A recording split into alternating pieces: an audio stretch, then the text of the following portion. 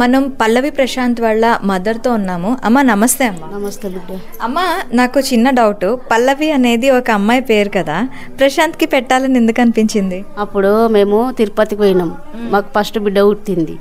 ఆ తిరుపతి పోయినప్పుడు 5 నెలలు కడుపులు ఉన్నాడు. అక్కడ పల్లవిరాజు ఉన్నాడు. పల్లవిరాజు ఉంటే కొడుకు పుడితే పల్లవి ప్రశాంత్ పెట్టుకుంటా అని మొక్కుకున్నాడు. పల్లవిరాజు వాళ్ళ నాన్నగారు మొక్కుకున్నారు. ఇక పల్లవి ప్రశాంత్ అని పెట్టడం. ఇక కొంతమంది అడుగుతారు మీ ఇంటి పేరా పల్లవి అని అడుగుతారు, అంటే కాదని చెప్తావి. ఇప్పుడు పల్లవి ప్రశాంత్ పల్లవి ప్రశాంత్ బిగ్ బాస్ 7 విన్ అయ్యాడు కదా, మీరు ఎలా అనుకుంటున్నారు?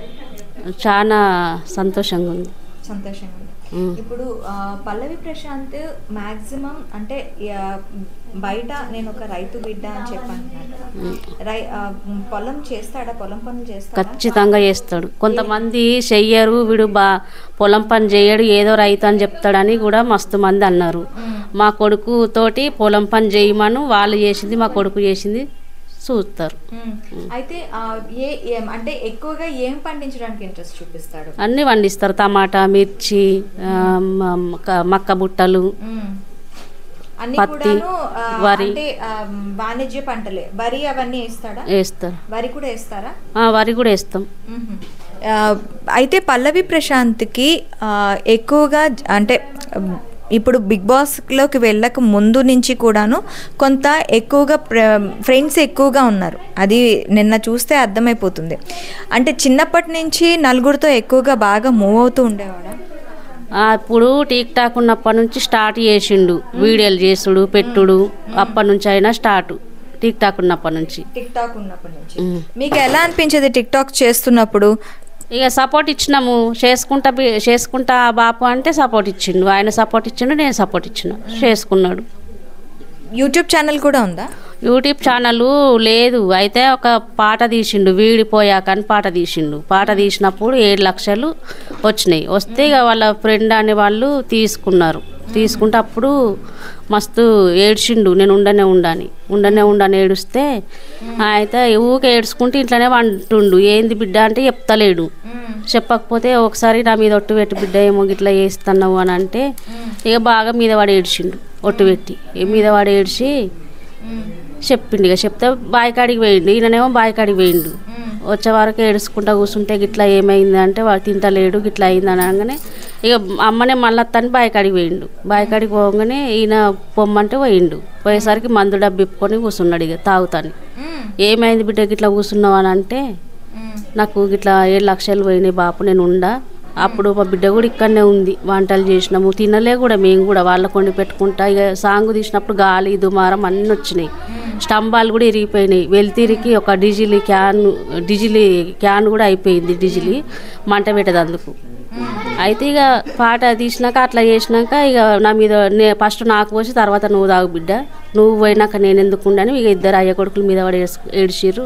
బుధగారిచ్చి ఇంటికి తోలుకొచ్చిండు, నీకేం కావాలని అడిగిండు. నష్టపోయిండు.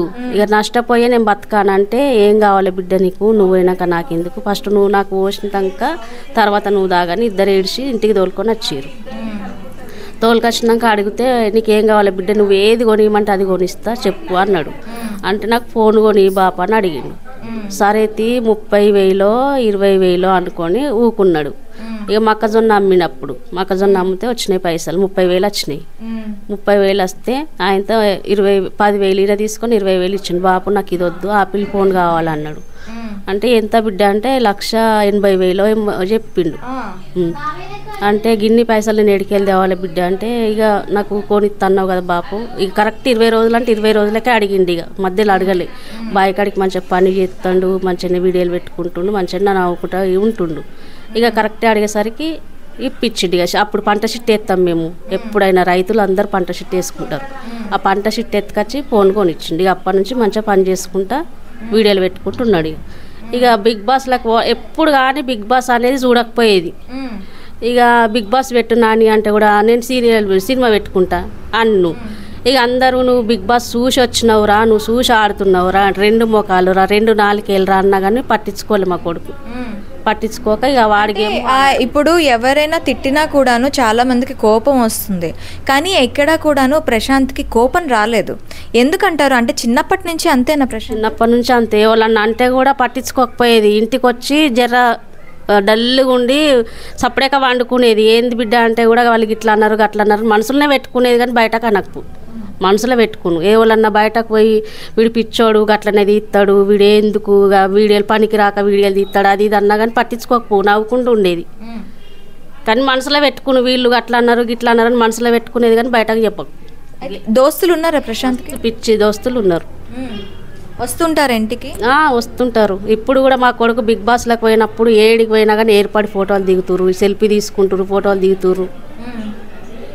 ఇప్పుడు ప్రశాంత్ అంటే బిగ్ బాస్కి వెళ్ళక ముందు వాళ్ళ ప్రశాంత్ వాళ్ళ అమ్మ ఒకలా ఉండేవారు. ఇప్పుడు ప్రశాంత్ వాళ్ళ అమ్మకి ఒక ఊర్లో ఒక గౌరవం ఉంది. బిగ్ బాస్కి వెళ్ళిండు, మంచి టైటిల్కి తెచ్చిండు, వాళ్ళ అమ్మకి మంచి పేరు ఇచ్చిండు అని ఒక ఇది ఉంది.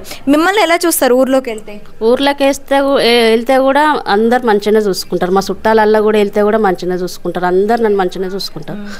ఎలా అనిపిస్తుంది? ఇంత పెద్ద పేరు మీకు తీసుకొచ్చి పెట్టాడు కదా, మీకు ఎట్లా అనిపిస్తుంది? అంటే ఆ రోజు కొంచెం తేడా అయినా కూడాను చచ్చిపోయేటుండే నా కొడుకు అని చెప్పి అంటున్నారు. అలాగా అలా ఇది కూడాను ఆపేసి ఇప్పుడు నలుగురిలో ఒక పేరు తెచ్చుకున్నాడు. మీకు ఎట్లా అనిపిస్తుంది? చాలా హ్యాపీగా ఉంది, చాలా మంచిగా ఉంది. థ్యాంక్ యూ అమ్మా, థ్యాంక్ యూ వెరీ మచ్. మళ్ళీ శివాజీ అన్న కూడా సపోర్ట్ ఫస్ట్ నుంచి అయినా కానీ శివాజీ అన్న సపోర్ట్ ఉన్నాడు నా కొడుకు. శివాజీ యావరు బాగా సపోర్ట్ ఉంటారు. శివాజీ యావరు వాళ్ళకి ఏం చెప్తారు మీరు చెప్పాలనుకుంటే? వాళ్ళకి అందరికీ ధన్యవాదాలు చెప్తున్నా. అందరు ఓట్లేసి గెలిపించినందుకు ధన్యవాదాలు చెప్తున్నా.